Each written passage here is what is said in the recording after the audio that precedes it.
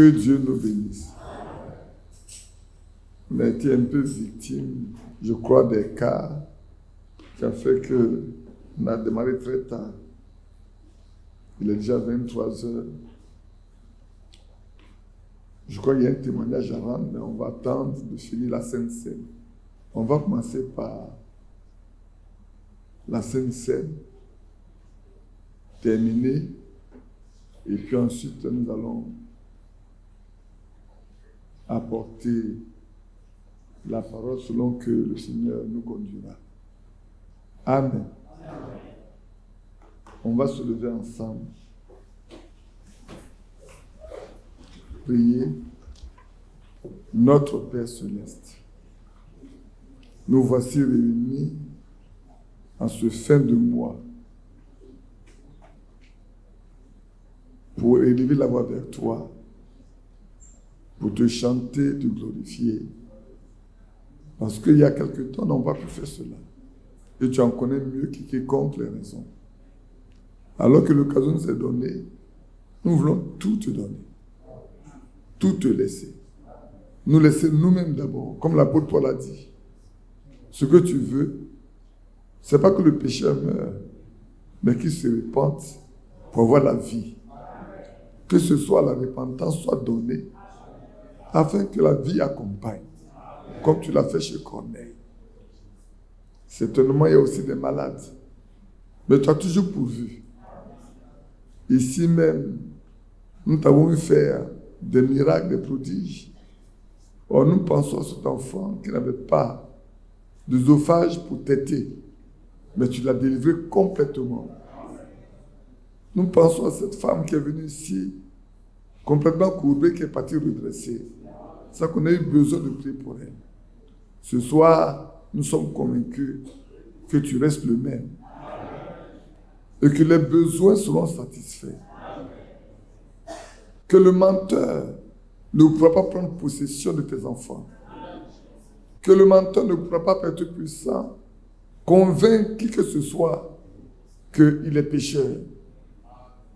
Parce qu'à Golgotha, le prix a été payé.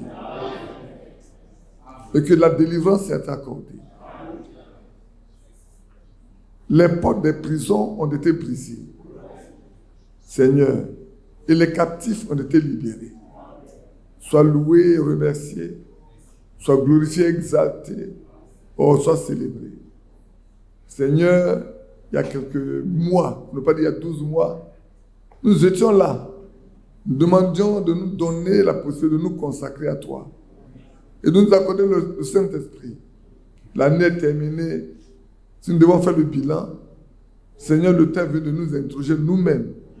Avons-nous fait ce qu'il faut pour que le Saint-Esprit soit accordé, ou sommes restés simplement sur, comment je pourrais dire, sur notre satisfaction humaine, de ce que tu n'as pas eu ton temps avec nous. Viens au secours de chacun. Parce que chaque jour, nous devons nous interroger.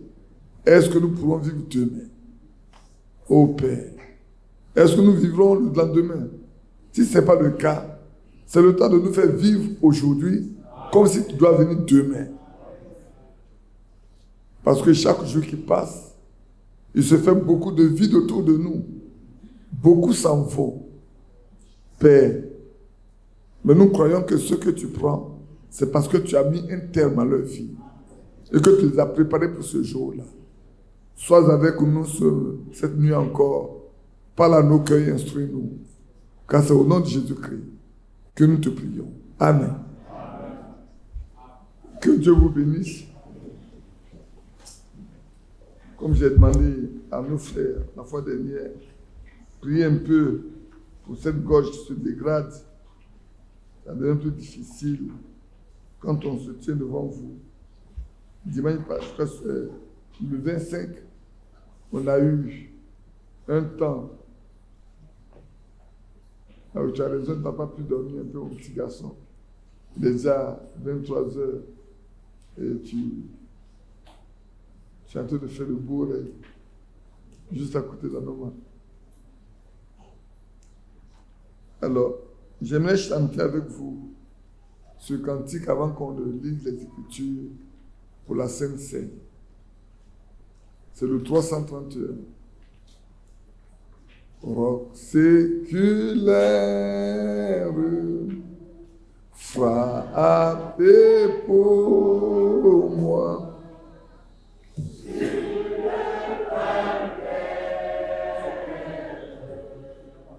Je viens à toi. Est-ce que nous comprenons ce que nous chantons? Le roc séculaire a été frappé pour chacun de nous. Et nous venons à lui.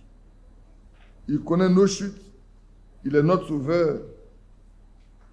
Il voit nos luttes et nos douleurs. C'est vrai, non? Si je me trompe, dites-le moi. Il voit tout. Il sait tout. Il connaît nos faiblesses. Mais il a été frappé pour cela. 2, 3. Roc séculaire, frappez pour moi sur le calvaire. Je viens à toi. C'est mes chutes, oh mon sauveur. C'est toi mes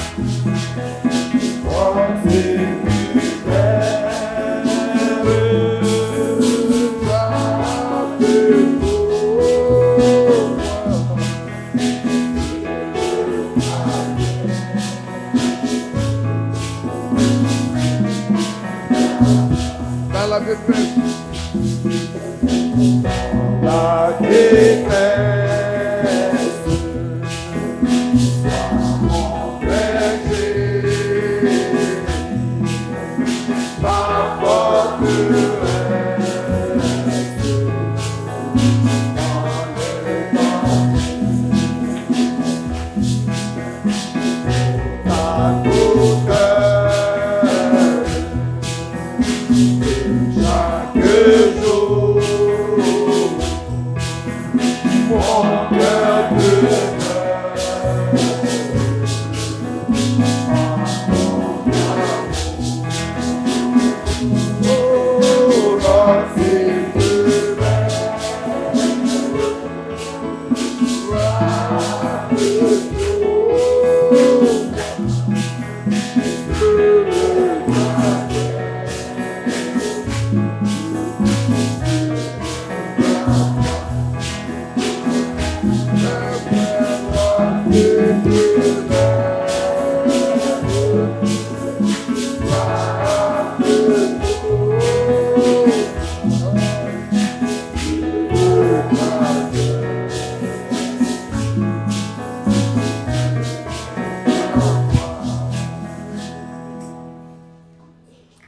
Amen.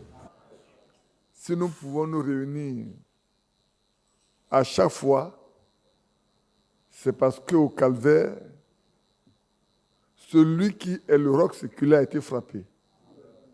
La Bible nous dit que tout le temps où ils étaient dans le désert, ce rocher les suivait. Et ils pourvoyaient à leurs besoins, en eau. On n'a pas dit qu'il était une seule fois. Hein. On dit qu'il les suivait. Le rocher les suivait. Et aujourd'hui encore, ce rocher qui a été frappé à la croix nous suit. Il est monté au ciel et depuis il est assis à la droite de Dieu. Non pas à la droite du Père, mais à la droite de Dieu. Et il intercède pour chacun des élus. Il intercède pour les racheter. Et c'est une grâce que de croire. Parce qu'il n'est pas donné à tout le monde de croire. Vous avez vu à la Noël, comme on peut le dire, il y avait eu beaucoup de dépenses, pas pour vous, mais c'est un temps où les hommes d'affaires ont fait beaucoup d'argent. On nous dit que c'est la naissance du Fils de Dieu. Prenons ça comme ça.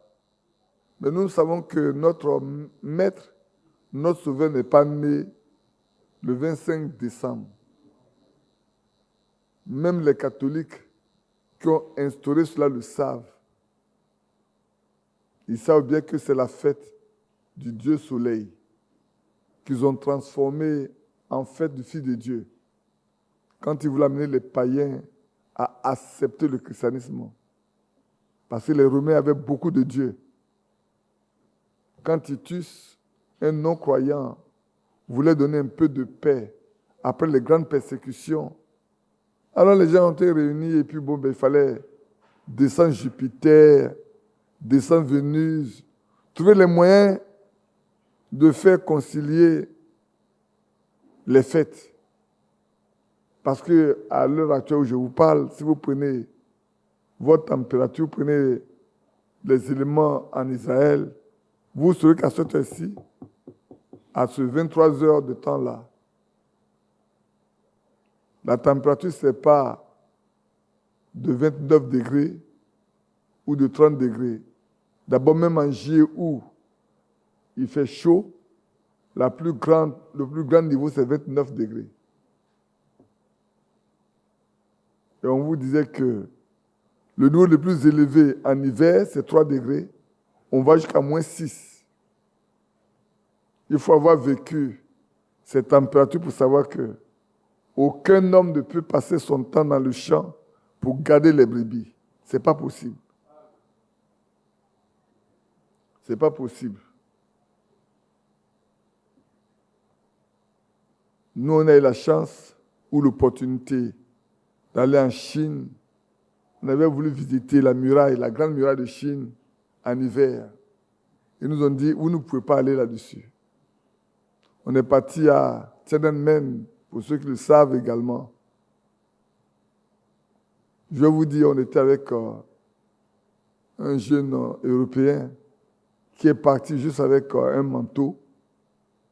Il pensait pouvoir tenir à Tiananmen sans gants et de bonnet.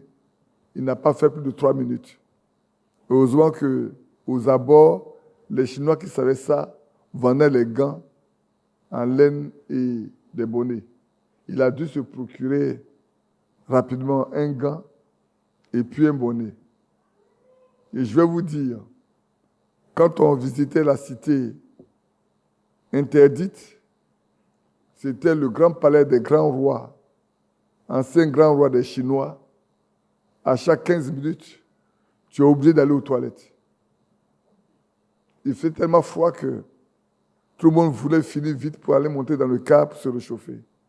Donc, ce n'est pas en ce moment-là qu'on peut dire qu'en Israël, les gens pouvaient garder les brebis dans les pâturages, dans les champs. Puisque la nuit où il est né, vous savez, les anges sont descendus pour l'annoncer aux bergers.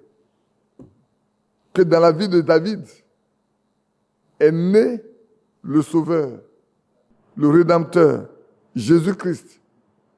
Alors les bergers ont dit, mais allons voir ce que les anges nous ont dit. Ils ont été et ils ont vu. Gloire à Dieu. En même temps, les mages qui venaient de l'Orient ont vu son étoile et ils étaient venus pour l'adorer. On vient adorer un enfant. On dit le roi des Juifs, écoutez bien, on dit le roi des Juifs est né et les gens quittent l'Orient pour venir adorer le roi des Juifs qui est un bébé. Quand ils sont arrivés, ils ont donné de l'or, de l'encens et de la myrrhe. C'est pas ça qu'ils ont donné? L'or pour typifier que vraiment c'est le roi. L'encens pour typifier que c'est le sacrificateur, c'est le sacrifice. Et la myrrhe pour embaumer, pour la mort. Et c'est parce qu'il est mort, il est vivant. Il n'est pas mort, hein? Il est vivant. Nous n'adorons pas un mort. Nous adorons le vivant. C'est pour ça que quand les femmes sont parties au cimetière, l'ange qui était là posait quelle question? Pourquoi cherchez-vous parmi les morts celui qui est vivant? Non, allez-y dire à ses disciples qu'il les précède en Galilée. Ce soir, nous ne sommes pas venus pour adorer les morts. Nous sommes venus pour adorer le vivant. Qui continue de donner la vie. Maintenant, frères et sœurs, avant de passer à la Sainte Seine un peu de temps, parce que nous savons que c'est parce que il est mort qu'on fait la Sainte Seine. Et dans le lire, chaque fois que nous approchons de la table, nous rappelons la mort du Seigneur jusqu'à ce qu'il vienne. Mais il est vivant. On n'adore pas un mort, on adore le vivant. C'est parce qu'il est vivant que nous sommes là. Maintenant, j'interpelle chacun de nous. Maintenant. Je sais que quand je dis ces choses, après ça retombe certainement sur nous autres. Mais j'aime le dire et je le redirai parce que ce que je dis est vrai. Si on te demandait la preuve de sa résurrection, comment le montrerais-tu à quelqu'un qui n'a jamais cru?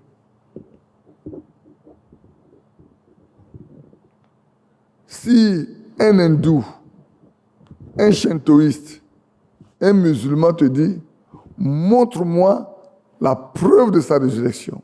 Tu dis que ton maître est ressuscité, ton sauveur est ressuscité. Je veux avoir la preuve qu'il est ressuscité. Qu'est-ce que tu diras?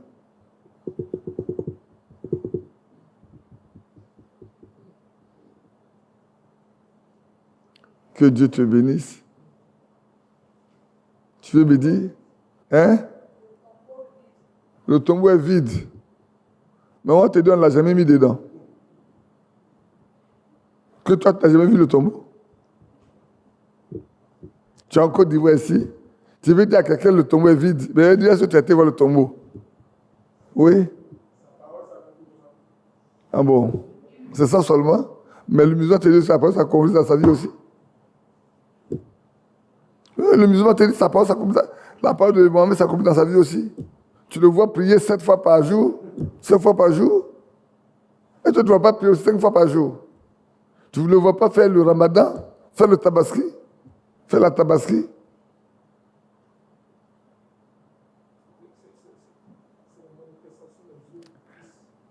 Que Christ manifeste en vous et par vous et aux yeux de tous qu'il est vivant. La preuve qu'il est ressuscité, c'est que ce qu'il a fait quand il était vivant là, vous devez être à mesure de faire la même chose. Le seul moyen que vous avez d'apporter au contradicteur que votre maître est vivant, c'est que les choses qu'ils peuvent lire ici qu'il a faites, vous pouvez leur montrer également que ces choses-là, il le fait encore. Aussi longtemps que vous ne pouvez pas le faire, vous n'y êtes pas encore, frères et sœurs. Je ne parle pas de la nouvelle naissance ce soir. Et puis quand on va parler de la nouvelle naissance, je ne parlerai pas de comment vous devez naître. Ça, vous savez ça. Mais comment on doit savoir que vous êtes né de nouveau? Quelles sont les preuves que vous êtes né de nouveau? Et les preuves que vous êtes né de nouveau, c'est que ce qu'il a fait, qu'il est vivant, doit être manifesté dans votre vie pour que les gens voient, pour que les gens sachent. Pour ceux qui ont écouté, vous savez ce que j'ai raconté de cette jeune dame du Kansas, là, non? Qui a pris plusieurs médicaments, qui ne pouvait plus dormir. Le soir, pas au moins 4 somnifères, mais qui ne dormait pas pendant 4 ans. Qui se souvient de ce que j'ai dit? Que Dieu vous bénisse. Alors, vous pouvez dire à la femme du frère, je sais que les enfants demandent après leur père, que toi-même tu soupires après ton mari. Moi aussi, j'ai un foyer, j'ai une fille, j'ai un mari qui est très bon. Mais voilà ma condition, voilà ce qui était ma condition. Pendant 4 ans, au point où on voulait m'amener dans un asile de fous. Et je ne voulais pas aller là-bas, je devais mourir, je voulais me suicider. Mais quelqu'un a dit, cet homme-là viendra dans la ville. Faites un effort pour être là. Et alors son mari et ses amis, les amis de son mari l'ont prise pour aller ce soir-là. Billy Paul lui donne une carte de prière. Et la première personne pour qui on allait prier, ce fut elle. Et qu'elle est montée devant, Dieu a révélé sa vie passée, qui elle est, comment est-ce qu'elle a pu arriver à cette maladie et tout. Quand il a fini, il a dit, ainsi dit le Seigneur, c'est terminé. Elle dit, la fraction de minute a suffi et elle est guérie pour toujours.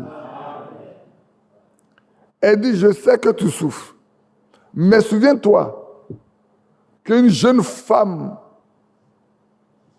au Kansas est libérée parce que ton mari a accepté d'obéir à Dieu. Est-ce qu'on a compris? Nous devons accepter, nous aussi, d'obéir à Dieu. Si nous voulons que Dieu nous utilise, montre à travers nous qu'il est ressuscité, qu'il vit encore, l'obéissance vaut mieux que le sacrifice. Vous savez que Saül a perdu le pouvoir par quoi? Par la désobéissance. Parce qu'il n'a pas voulu obéir à ce que le prophète Samuel lui a dit. Et les enfants de Dieu sont souvent déchus de leur piédestal quand ils veulent désobéir à Dieu. Ils perdent tout. Ils perdent tout. Tous les privilèges, vous les perdez quand vous désobéissez à Dieu. Voulez-vous avoir le privilège de marcher avec lui? Faites tout ce qu'il vous demande. Accomplissez ce qu'il ordonne. Ne laissez rien tomber, frère. Le temps est arrivé de ne rien laisser tomber. Je regarde ma montre. Il est déjà 23h24. Est-ce que votre montre là-bas est à l'heure? Je crois voir 6h30. À vous. Alors, remettez-la. Non, là-bas, c'est pas ici. Je regarde devant moi, je n'irai pas à gauche ni à droite. Alors, ceux qui sont devant moi, ils n'ont qu'à mettre leur réveil à l'heure. Mettez votre réveil à l'heure. Donc, on va aller rapidement pour pouvoir prendre la Sainte à minuit et puis on va revenir. On se lève ensemble pour lire dans 1 Corinthiens 11 comme on en a l'habitude. Ensuite, on fait le lavage des pieds et on va revenir. On se lève ensemble.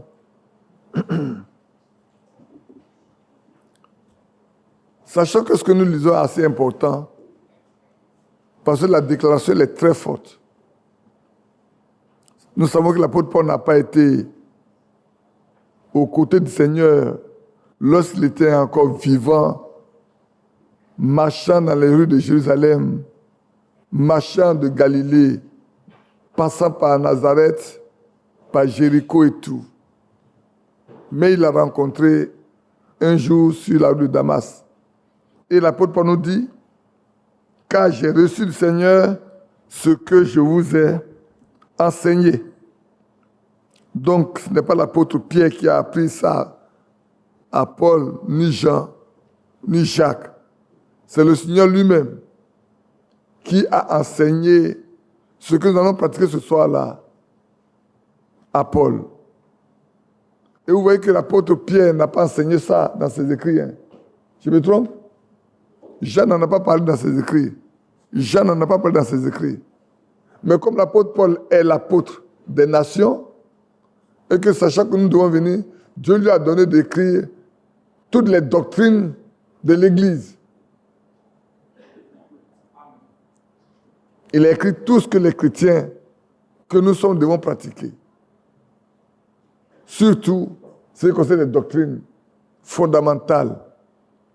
Donc, car j'ai reçu du Seigneur ce que je vous ai enseigné, c'est que le Seigneur Jésus, dans la nuit, fut livré, prit du pain, et après avoir rendu grâce, le rompit et dit, « Ceci est mon corps qui est rompu pour vous.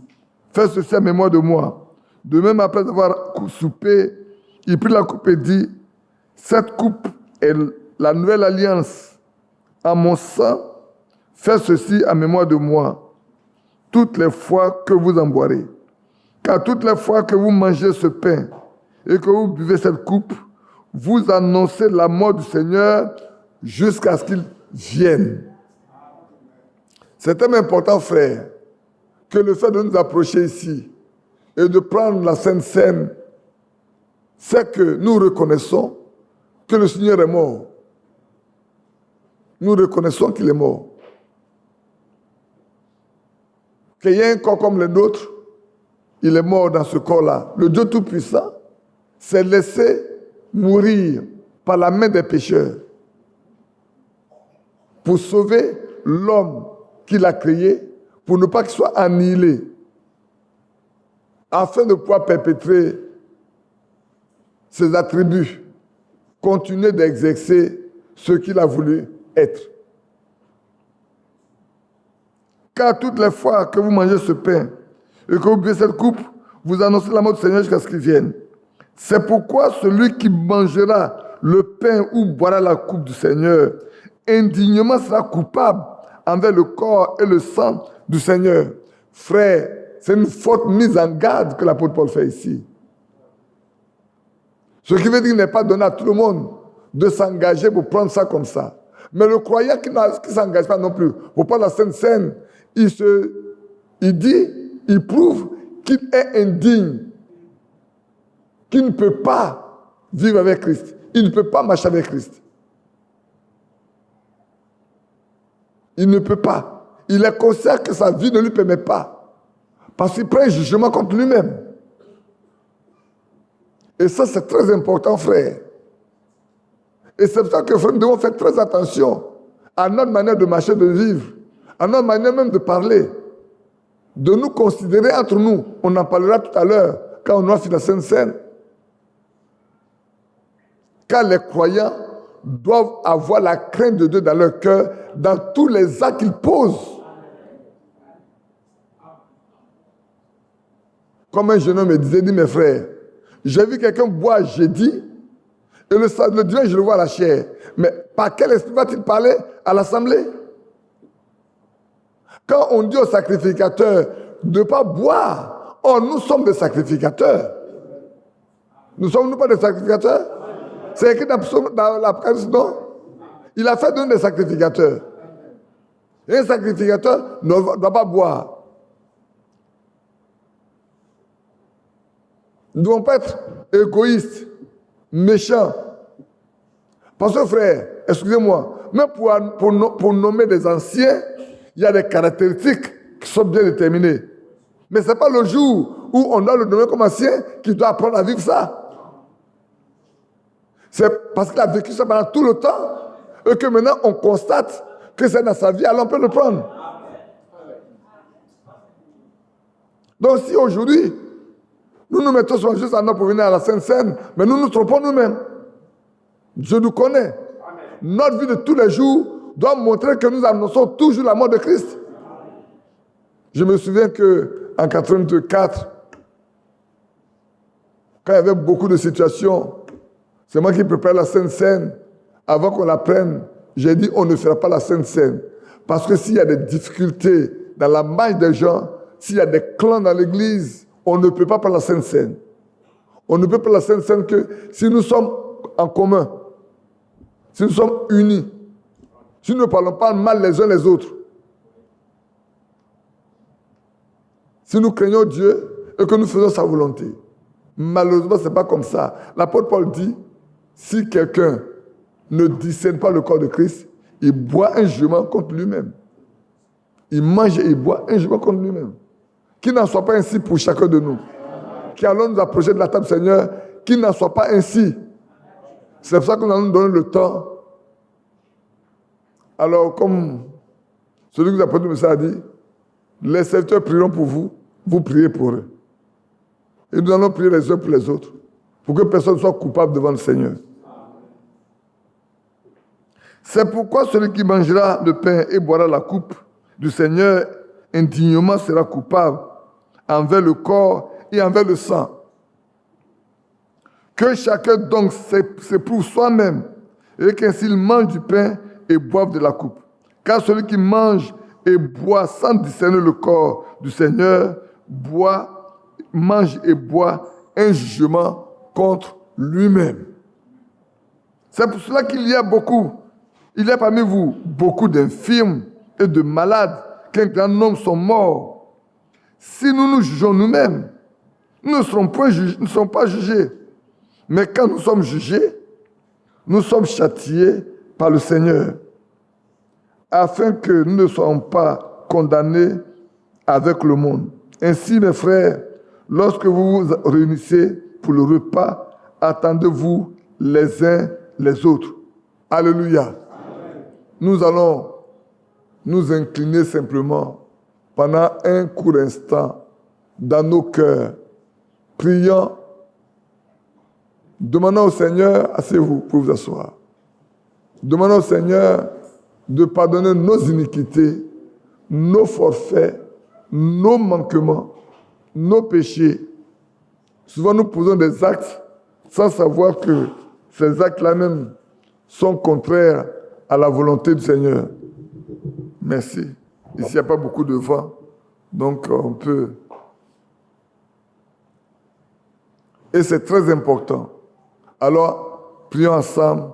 Chacun pense à lui, puis ensuite nous allons demander à l'Assemblée de prier pour les serviteurs. Les serviteurs vont prier également pour le peuple. Prions ensemble. Notre Père Céleste, c'est un privilège de pouvoir prendre part à ce qui est écrit. C'est ainsi que, au temps des apôtres, ta parole a été mise en pratique. Il était dit qu'ils étaient toujours ensemble, persévérants dans l'enseignement des apôtres, dans la fraction des pains, dans les prières.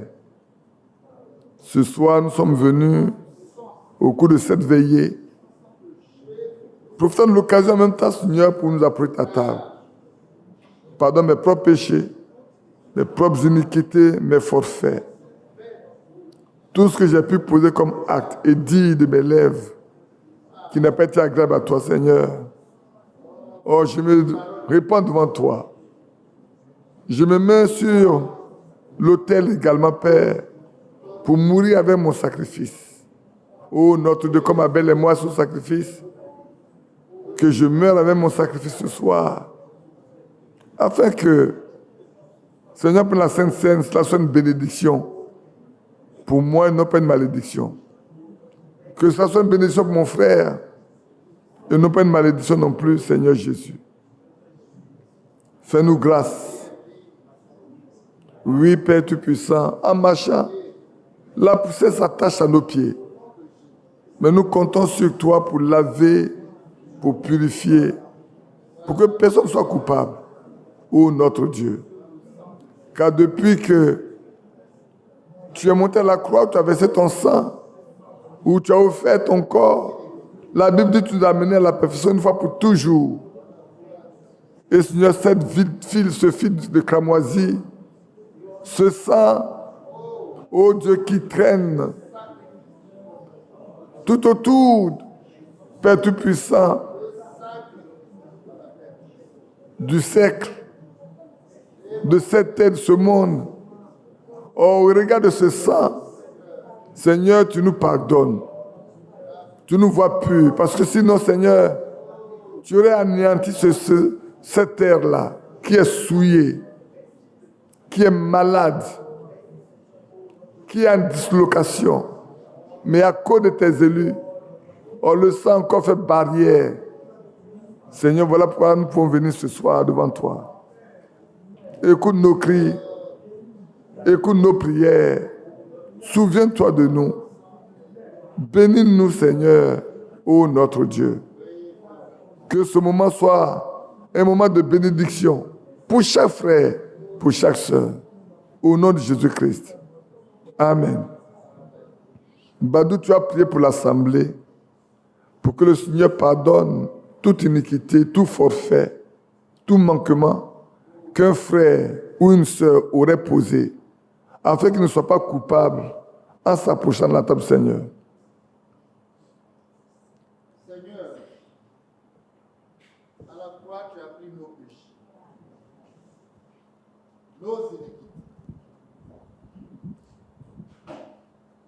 Et le sacrifice qui nous donne la paix est tombé sur toi. Ouais. Par tes maîtresses, nous sommes guéris. Oui, Jésus. Voilà pourquoi nous mettons la vie de chacun de nous ce soir au compte de l'œuvre de Golgotha. Oui.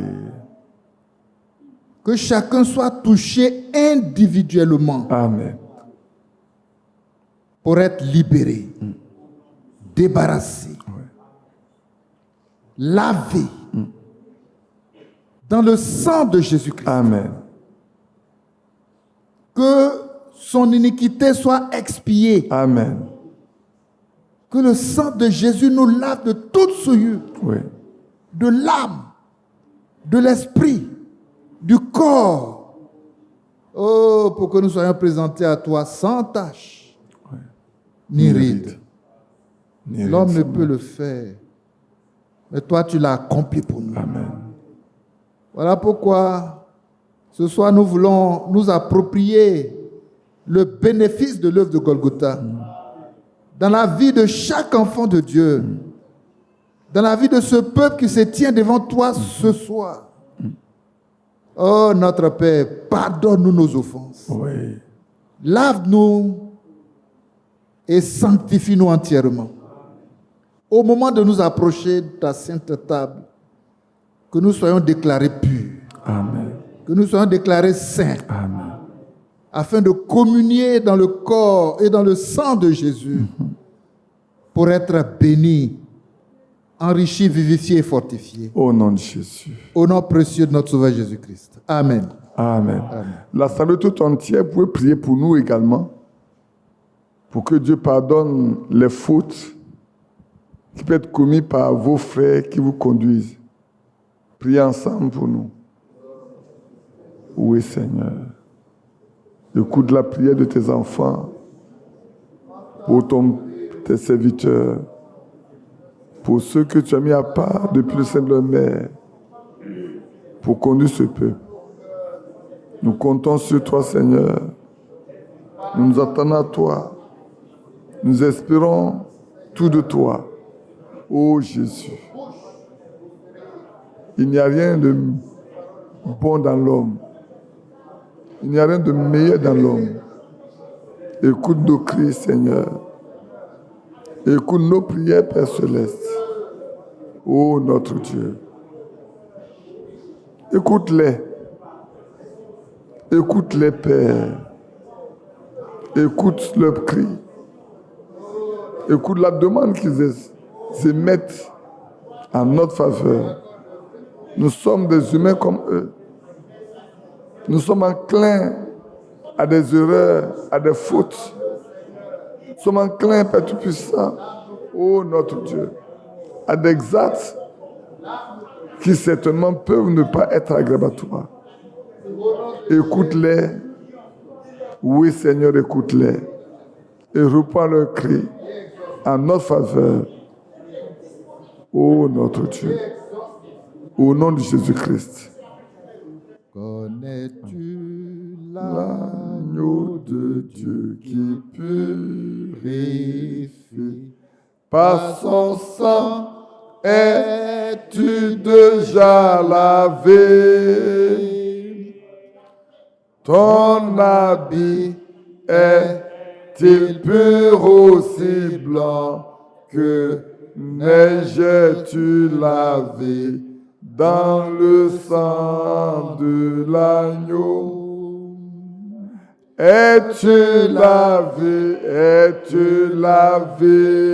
dans le sang de Jésus, ton sauveur, ton habit est-il pur aussi blanc que neige-tu lavé dans le sang de l'agneau? Oh, sois lavé,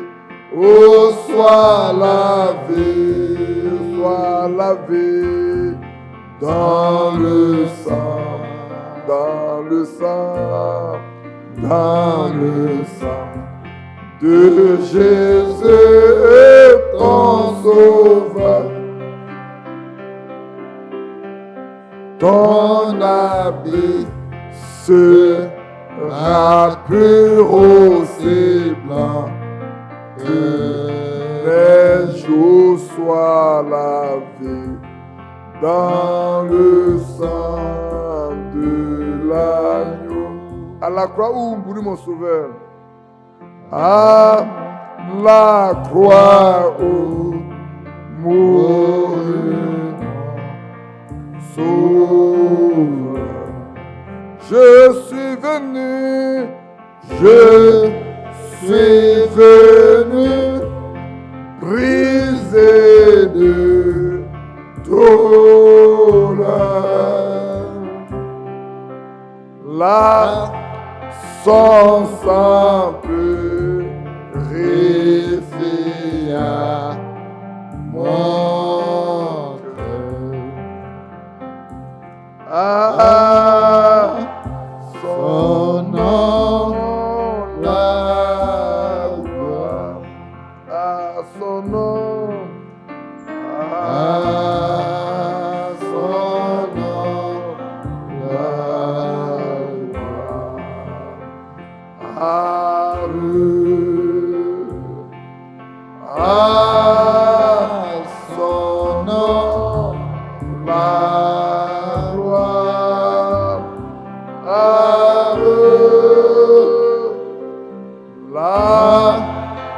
Son sang purifia mon cœur. Son nom,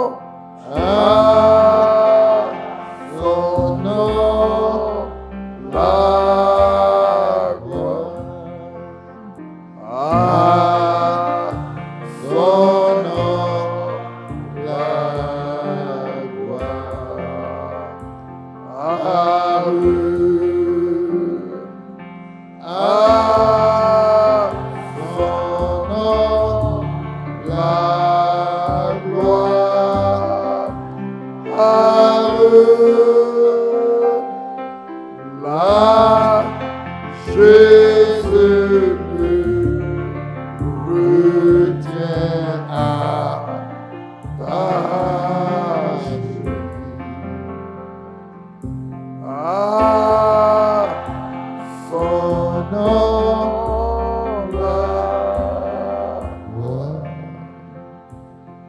lis dans Matthieu 26 l'institution de la scène et puis nous allons rompre le pain quand il y a plus aura fini de prier. Pendant qu'il mangeait, Matthieu 26, 26, Jésus prit du pain et après avoir rendu grâce,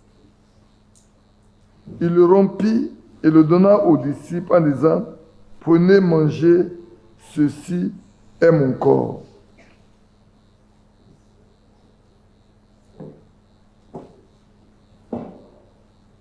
Seigneur notre Père, nous te disons merci de ce que tu as permis que ce soir nous puissions venir, comme tu l'as dit, de le faire en ta mémoire. Amen.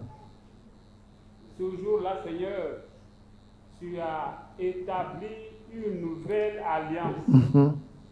Et c'est l'alliance par ton sang.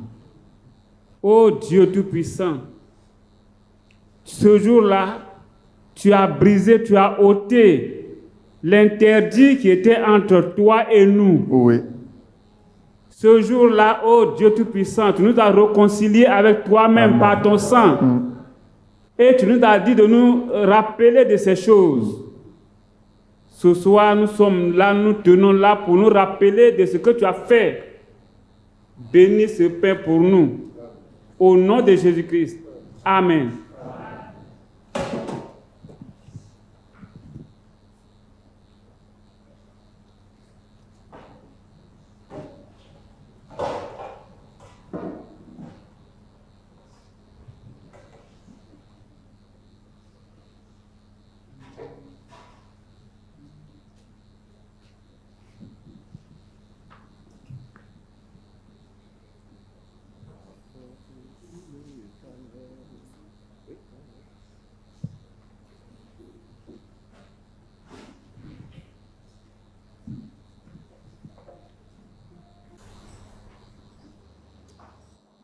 Il prit ensuite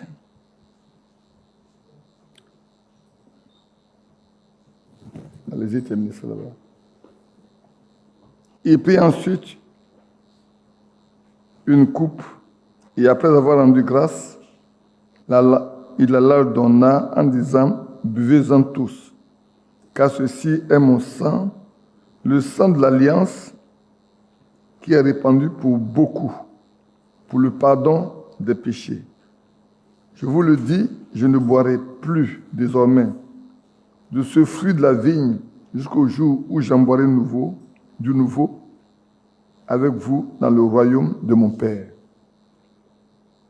Seigneur, nous nous rappelons de l'alliance de ton sang qui nous a réconciliés avec le Tout-Puissant et qui nous a rétablis dans nos droits, dans nos privilèges d'avant le péché de Adam et Ève. Seigneur, nous te rendons grâce pour tout ce que tu as fait pour nous au travers de la nouvelle alliance de ton sang. Père, nous nous souvenons de ce que tu nous as fait en buvant ce vin ce soir en ta présence. Bénis chacun de nous au nom de Jésus-Christ. Amen.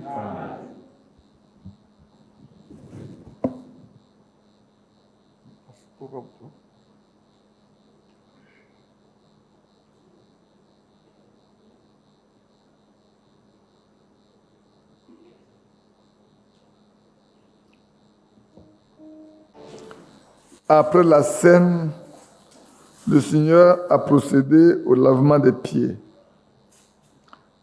Dans Jean chapitre 13, avant la fête de Pâques, Jésus, sachant que son heure était venue de passer de ce monde au Père et ayant aimé les siens qui étaient dans le monde, mit le comble à son amour pour eux.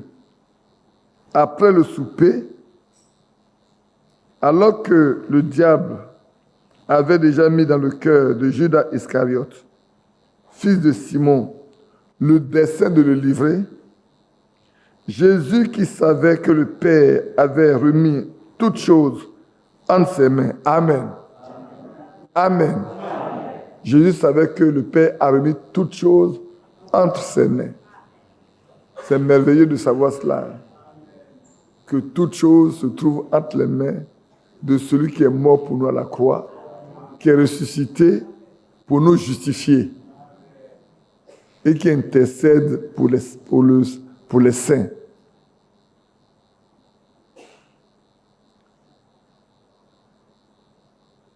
Et se leva de table, ôta ses vêtements et prit un linge dont il se ceignit. Ensuite, il versa de l'eau dans un bassin. Il se mit à laver les pieds des disciples et à les essuyer avec le linge dont il était ceint. Il vint donc à Simon-Pierre et Pierre lui dit, « Toi, Seigneur, tu me laves les pieds ?» Jésus répondit, « Ce que je fais, tu ne le comprends pas maintenant, mais tu le comprendras bientôt. » Pierre lui dit, « Non, jamais. Tu ne me laveras les pieds. » Jésus lui répondit, « Si je ne te lave, tu n'auras point de part avec moi. » C'est important. Si Pierre ne se fait pas laver les pieds, il n'aurait point de part avec le Seigneur. Simon Pierre lui dit, « Seigneur, non seulement les pieds, mais encore les mains et la tête. » C'est ce que font les musulmans aujourd'hui quand ils font l'ablution. Ils lavent les mains, ils lavent les pieds, ils lavent la tête.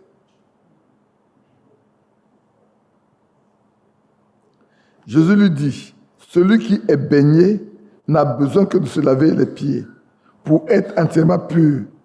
Et vous êtes purs, mais non pas tous, car il connaissait celui qui allait le livrer. C'est pourquoi il dit, vous n'êtes pas tous purs. Après qu'il leur eut lavé les pieds et qu'il eut pris ses vêtements, il se remit à table et leur dit, comprenez ce que je vous ai fait.